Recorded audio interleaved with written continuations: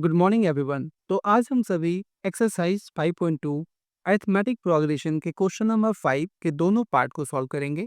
Question number 5 है हमारा, find the number of terms in each of the following AP. और हमारे पास AP दिया गया है 7, 13, 19 एंड सो ऑन, और ये 205 तक जा रहा है।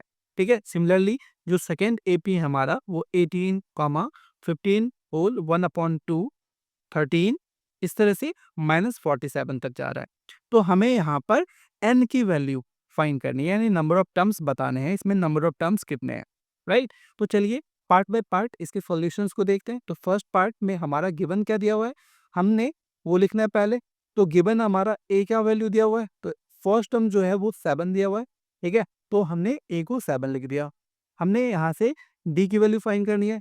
तो d हम कैसे निकालेंगे, तो A2 में से A1 को माइनस करेंगे, यानी जो सेकेंड टर्म है जब उससे हम फर्स्ट टर्म को माइनस करेंगे तो हमें वैल्यू मिल जाएगी D की। तो A2 माइनस ओवर A1 किसके इक्वल होगा, तो 13 में से 7 को माइनस करने पे हमारे पास वैल्यू आ जाती है 6, राइट। और ये n हमें नहीं पता, नंबर ऑफ टर्म्स नहीं पता, और हमें an की वैल्यू दी गई है, यानी लास्ट टर्म जो है वो 205 दिया हुआ है। ठीक है, तो हमने an बराबर 205 लिख लेना है। अब सिंपल सा फॉर्मूला है हमारा, an is equal to a plus n minus 1 into D. ठीक है, an की वैल्यू क्या दी गई है 205, हमने an को 205 से रिप्लेस कर देना है। a का वैल्यू दिया हुआ है 7, तो a की जगह पे 7 लिखना है। ठीक है, n हमें नहीं पता, नंबर ऑफ टर्म्स हमें फाइंड करने, तो n को एज इट इज रहने देंगे, और d की वैल्यू दी गई है 6, तो हम d की वैल्यू 6 लिख लेंगे।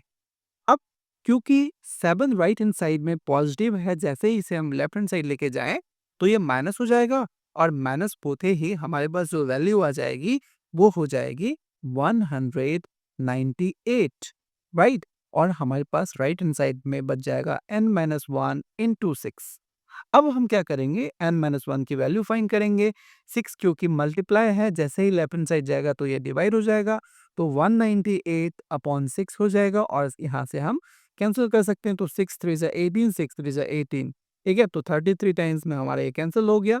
तो n-1 की जो वैल्यू आ गई वो 33 आ गई, और यहाँ से हम n की वैल्यू फाइंड करेंगे। तो ये -1 जैसे ही राइट हैंड साइड जाएगा तो ये पॉजिटिव हो जाएगा, और हमारे पास वैल्यू जो आ जाएगी वो 34 हो जाएगी। इस तरह से हमने नंबर ऑफ टर्म्स फाइंड कर लिया 34। तो लिखेंगे the number of terms in this AP is 34। ठीक है, और इसी तरह से हमारा ये पार्ट का आंसर यहीं पे समाप्त होता है। ठीक है, सेकेंड पार्ट के सॉल्यूशंस को देखते हैं। सेकेंड पार्ट जो दिया हुआ है हमारा 18, 31/2, 13, और ये इस तरह से -47 तक जा रही है। तो यहाँ से हमें a का वैल्यू मिल जाएगा। a जो है फर्स्ट टर्म हमारा 18 दिया हुआ है, हम कॉमन डिफरेंस निकाल सकते हैं। तो d की वैल्यू फाइंड करने के लिए हमने a2 में से a1 को माइनस करना है, और a2 जो हमारा वो 31/2 है, और जो a1 हमारा 18 है। a1 के डिनोमिनेटर में जब कुछ नहीं है तो हम -1 ले लेंगे, तो 2 और 1 कैल्शियम लेने पे 2 आता है, 31 एज इट इज रह जाएगा, 1 2 जा 2 होता तो 18 2 जा 36 हो जाएगा। यहाँ से हमें d की जो वैल्यू है वो मिल गई -5/2। ठीक है, तो d की वैल्यू हमें जब मिल गया तो हमें नंबर ऑफ टर्म्स नहीं पता, नंबर ऑफ टर्म्स निकालने हैं, और जो लास्ट टर्म दिया गया है यानी an का जो वैल्यू दिया गया है, ठीक है, nth टर्म जो है उसकी वैल्यू दी गई है -47। ठीक है, तो चलिए हम सिंपल से फॉर्मूला पे इसे अप्लाई करते हैं। जो फॉर्मूला है हमारा an equal to a plus n-1 into D. an की वैल्यू -47 थी, तो an की जगह पे हमने -47 लिखा। a की वैल्यूज 18 थी, तो 18 लिखा। हमें नंबर ऑफ टर्म्स नहीं पता, तो हम n के जगह पे n ही रहने देंगे, और इसे -1 करेंगे। और d की वैल्यू क्योंकि हमने -5/2 निकाला है, तो इसे हम 5/2 लिख लेंगे। अब 18 क्योंकि राइट हैंड साइड में प्लस है, जैसे ये लेफ्ट हैंड साइड जाएगा तो ये भी माइनस हो जाएगा, और ऐड होने के बाद जो वैल्यू हो जाएगी हमारे पास वो -65 आ जाएगी। ठीक है, और राइट साइड में जो बचेंगे हमारे पास n-1 इंटू -5/2 हो जाएगा। यहाँ से हम n-1 निकालेंगे, तो n-1 की जो वैल्यू हो जाएगी -65। अब -5/2 राइट साइड में ये मल्टीप्लाइड था, जैसे ही इसे लेफ्ट हैंड साइड लेके गए तो ये डिवाइड होगा, तो -5 नीचे और 2 ऊपर।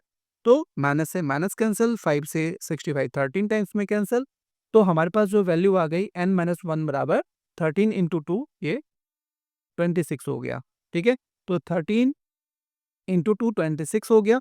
तो यहाँ से हम n की वैल्यू आसानी से फाइंड कर सकते हैं, -1। जैसे राइट हैंड साइड जाएगा तो ये पॉजिटिव हो जाएगा और हमारी वैल्यू जो है वो, ठीक है, 27 आ जाएगी। यानी नंबर ऑफ टर्म्स कितने हैं सेकेंड पार्ट में?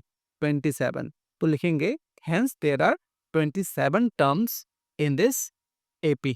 ठीक है, और आशा करता हूँ क्वेश्चन नंबर 5 आपको आसानी से समझ में आ चुकी होंगी। क्वेश्चन नंबर 6 के लिए आप हमारे प्लेलिस्ट को चेक कर सकते हैं और अपनी क्वेरीज को सॉल्व कर सकते हैं।